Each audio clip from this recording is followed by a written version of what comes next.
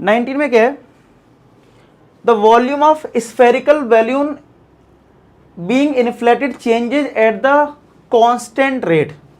अगर आपको याद हो रेट ऑफ चेंज वाली जो एक्सरसाइज की थी हमने मैक्स एओडी चैप्टर में, तो जब भी कोई चीज़ इंक्रीज करती है डिक्रीज करती है और टाइम के रिस्पेक्ट में आपको दिख रहा है, टाइम दे रखा है यहाँ पे, तो इसका मतलब जो आपको दे रखा है volume of spherical balloon is inflated changes, तो यानी कि हमें dv अपॉन dt दे रखा है।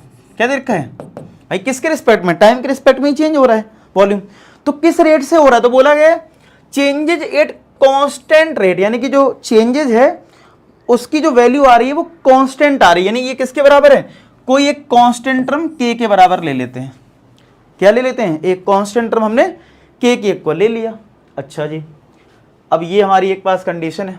अच्छा, अब यहाँ पे कुछ लिखा है रेडियस इज 3 इनिशियली, इनिशियल मतलब शुरुआत में जब हमारा टाइम 0 है तो रेडियस 3 है, आफ्टर 3 सेकेंड रेडियस इतनी हो गई, फिर बोला find the radius after t seconds.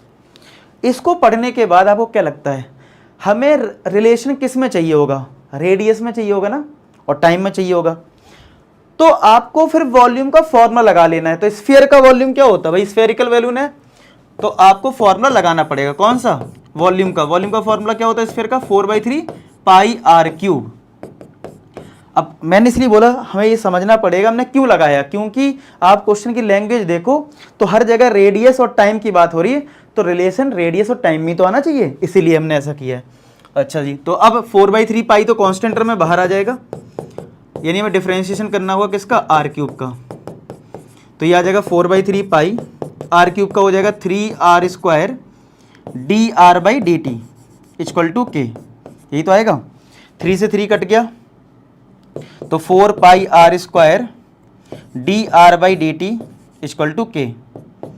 अब वही वेरिएबल सेपरेबल मेथड लगाओ, r का टर्म dr के साथ और बाकी सब राइट साइड कर दो, तो r², 4 पाई तो कांस्टेंट टर्म है तो r² कहीं रहने दो, यानी 4 pi r² dr equal to k dt, ऐसे तो आएगा, हो गया वेरिएबल सेपरेट, k हमारा कांस्टेंट टर्म है। अब कर दो इंटीग्रेट, तो 4 पाई कांस्टेंट टर्म में बाहर आ जाएगा, r² का इंटीग्रेशन r³ अपॉन 3 आ जाएगा, k बाहर आ जाएगा, 1 बचेगा, 1 का इंटीग्रेशन t हो जाएगा क्योंकि dt के रिस्पेक्ट में कर रहे हो, और एक कांस्टेंट टर्म तो आना ही आना है। ये हमारी एक फर्स्ट इक्वेशन आ गई सिंप्लीफाई होके। अब आगे देखते हैं क्या क्या कहानी है।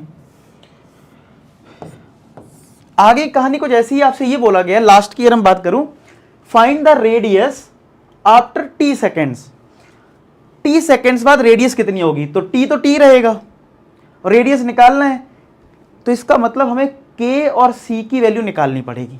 क्या निकालना पड़ेगा, k और c की वैल्यू निकालनी पड़ेगी, फिर हम t के टर्म्स में अपना आंसर आराम से दे पाएंगे। तो वो कैसे आएगा, उसके लिए कुछ कंडीशन थी। इनिशियली रेडियस 3 है, इनिशियल रेडियस का मतलब है कि टाइम को अगर मैं 0 कर दूं उस टाइम रेडियस कितनी है, 3। तो यहां पुट करके देख लेते हैं और यहां से देखते हैं क्या मिलता है। तो हमने क्या करा, t को 0 रखा और रेडियस को 3, तो 4 पाई यहां पे 3 रख दिया, 3 का क्यूब अपॉन 3, टाइम को 0 करा तो ये 0 हो गया, प्लस c, तो c मिल जाएगा यहां से। तो ये कितना आ गया, 3 का स्क्वायर बचेगा, एक 3 कटेगा, 3 4 जा 36, सॉरी 9 4 जा 36 पाई इक्वल टू c। चलो c मिल गया, c को फर्स्ट में पुट कर दो, तो 4 पाई r³ अपॉन 3 ये है ना, equal to kt plus c की लो हमने ये रख दी 36 पाई। अब ये आ गई सेकेंड इक्वेशन। चलो अब एक काम हमारा खत्म हो गया, अब बस k और निकालना है। देखो आपको चाहिए r जो है वो टाइम के रिस्पेक्ट में, k और प्रॉब्लम कर रहा है, k और निकलेगा कहां से, इस वाली कंडीशन। क्या लिखा था, आफ्टर 3 सेकेंड्स रेडियस कितना है, 6 यूनिट, ठीक है। तो यानी टाइम को अगर मैं 3 कर दूं तो रेडियस कितना रखना है, 6। चलो पुट करते हैं, तो 4 पाई r किलो रख दो इधर, 6 का cube upon 3 equal to k, time को रख दो कितना 3, और ये 36 पाई। चलो सॉल्व करते हैं और फिर वापस हम k रख देंगे और वहां से आंसर आ जाएगा। तो ये कितना हो जाएगा, देखो 6 क्यूब का मतलब है 6 इंटू 6 इंटू 6 और 3 डिवाइड में है, तो 3 2 जा 6, तो ये 36 हो गया, 36 का 2 में मल्टीप्लाई करेंगे 72, और 72 का 4 में मल्टीप्लाई करेंगे तो कितना आएगा, 4 2 जा 8 और 8 आया, 7 4 जा 28, यानी 288 pi upon 3 equal to 3k plus का 36 पाई,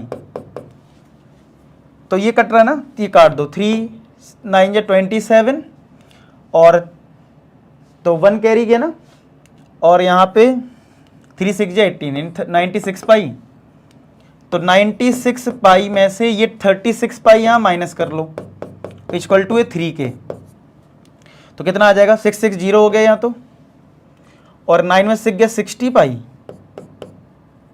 सही है, चलो देखेंगे अभी। तो 63 के आया तो के की यहाँ से आ जाएगी 20 पाई, तो 20 आता है, 22 आता है मुझे जितना याद आ रहा है, 63 कुछ गड़बड़ है, एक मिनट चेक करते हैं।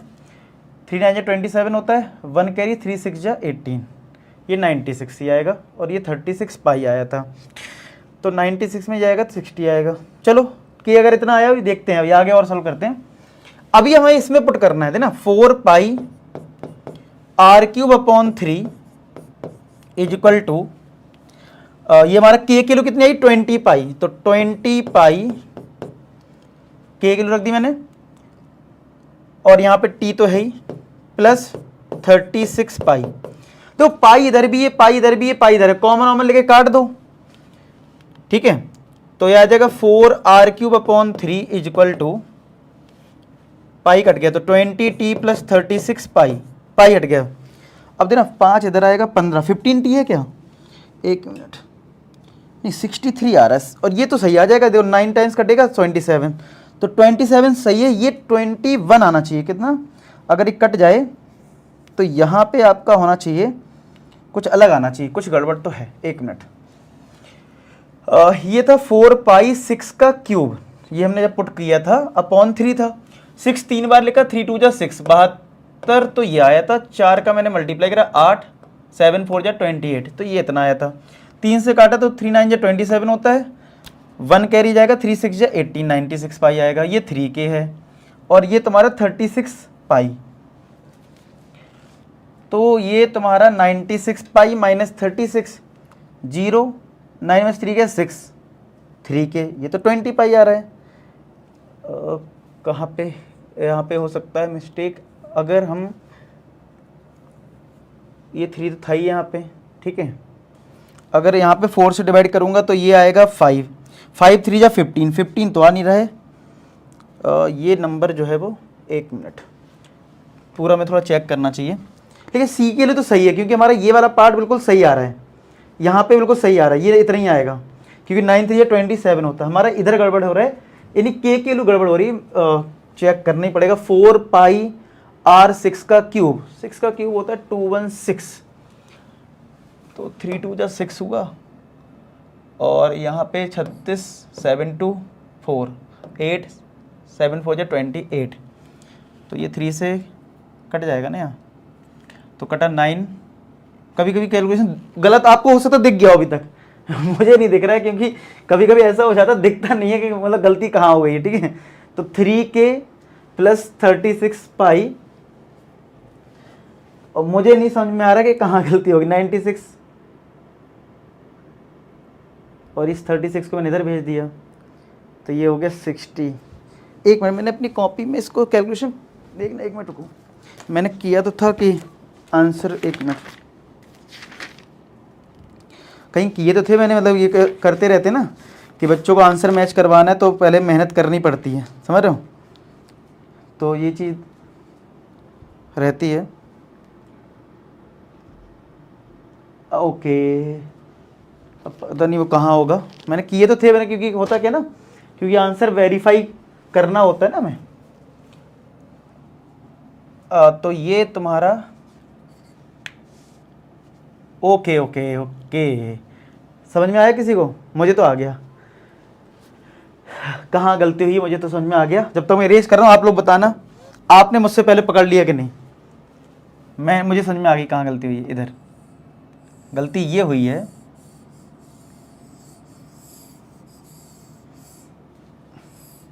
इसको हटा ही देते हैं, फिर से कर लेंगे, ठीक है। यहाँ पे गलती इधर हुई है कि हमने ऑलरेडी 3 से इसको कैंसिल कर दिया था, तो 7 288 आया था ना, ये मैंने क्या करा 288 तो लिखा पाई, और लेकिन 3 को डिवाइड में भी लिखा रहने दिया, 3 तो ऑलरेडी कैंसिल करने के बाद ही तो 288 आ रहा है, ये गलती थी। चलो इक्वल टू 3k प्लस का 36 पाई, ये आएगा। तो 288 minus 36 pi equal to 3k, तो कितना आ जाएगा ये, माइनस करो, ये 2 आया, 8 में 6 गया 2, 8 में 3 गया 5, 252 पाई इक्वल टू 3k। तो k कितना आ जाएगा, 3 से डिवाइड करो, 3 8 जा 24, 3 4 जा 12, 84 आ गया पाई। तो k किलो आ गई 84 पाई, अब पुट कर दो, तो 4 पाई r³ अपॉन 3 यहां पुट करिए, ठीक है। और इक्वल टू k की वैल्यू कितनी है, 84 पाई, 84 पाई प्लस का 36 पाई प्लस का, और ये t भी है t, और ये 36 पाई। अब 4 से भी डिवाइड हो रहा, पाई से भी डिवाइड हो रहा, तो 4 पाई से पूरे में डिवाइड करो तो ये तो बचेगा r³ अपॉन 3। 4 से डिवाइड करोगे तो 21, और पाई भी हटा दो t प्लस, यहां 4 पाई से डिवाइड करोगे सिर्फ 9 आएगा, 3 का इधर मल्टीप्लाई करो तो r³ कितना आ जाएगा, 21 का 3 में हो गया तो 63t प्लस 27। अब r निकालना है तो पावर क्या बन जाएगा, 1/3, क्यूब रूट आ जाएगा ना, तो 63t प्लस 27। चेक करो आ गया आंसर, 63t यही तो आ रहा है, हाँ यही आ रहा है, 63t प्लस 27 पर 1/3। तो कैलकुलेट खुद भी किया करो, आपको ज़्यादा कॉन्फिडेंस आएगा। आई होप आपको ये क्वेश्चन समझ में आ गया हो, बढ़िया था क्वेश्चन। नेक्स्ट